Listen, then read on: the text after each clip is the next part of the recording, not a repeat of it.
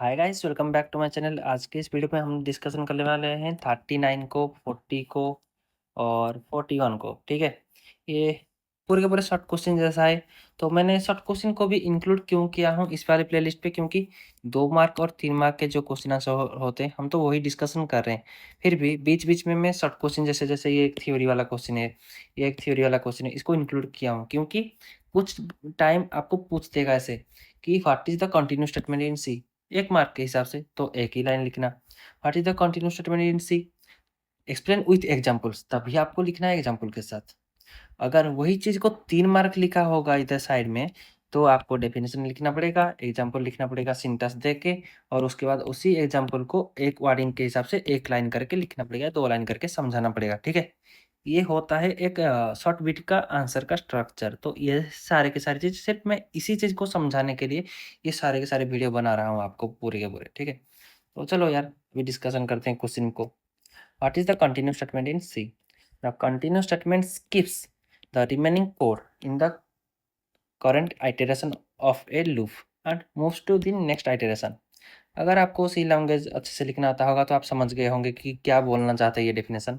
Continue मतलब जो भी चीज़ें चल रहा है आपका, और उसको एक बार अगर कंटिन्यू आ गया तो उसी चीज़ को स्किप कर दो, नीचे वाले चीज़ को फिर से जाके लूप को स्टार्ट कर दो और एक आइटरेशन स्टार्ट कर दो। ठीक है, नेक्स्ट आइटरेशन को चले जाओ, जितना हुआ है उसको स्किप करके कंटिन्यू के बाद।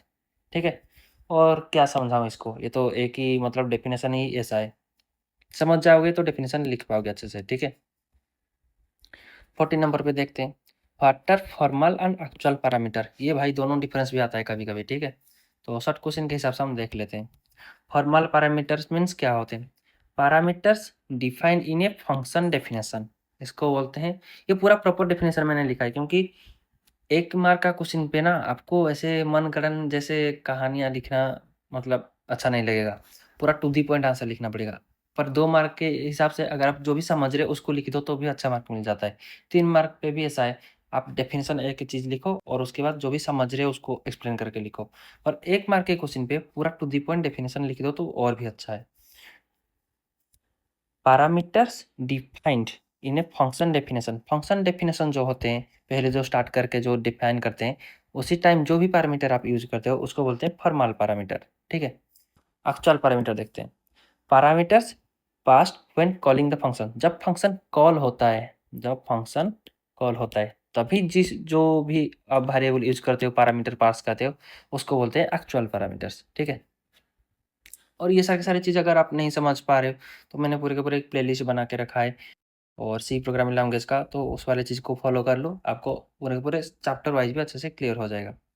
और 41 क्वेश्चन को देखते हैं, एक ही लाइन का आंसर है इसलिए देख लेते हैं। What is the default return type of a function in सी?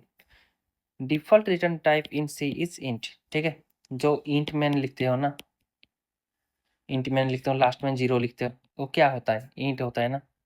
ठीक है, तो डिफ़ॉल्ट रिटर्न टाइप होता है इंटीजर। ठीक है, हमेशा ये शॉर्ट क्वेश्चन पे याद रखो, कभी पूछ लिया तो भाई गया। डिफ़ॉल्ट कभी पूछ लिया तो भाई गया। Default return type in C is int. ठीक है? तो आगे और भी वीडियोज़ आएँगे और सारे के सारे शॉर्ट क्वेश्चन हम डिस्कशन करेंगे। आज के लिए इतना ही, मिलता हूँ आपको नेक्स्ट वीडियो पे। Thank you.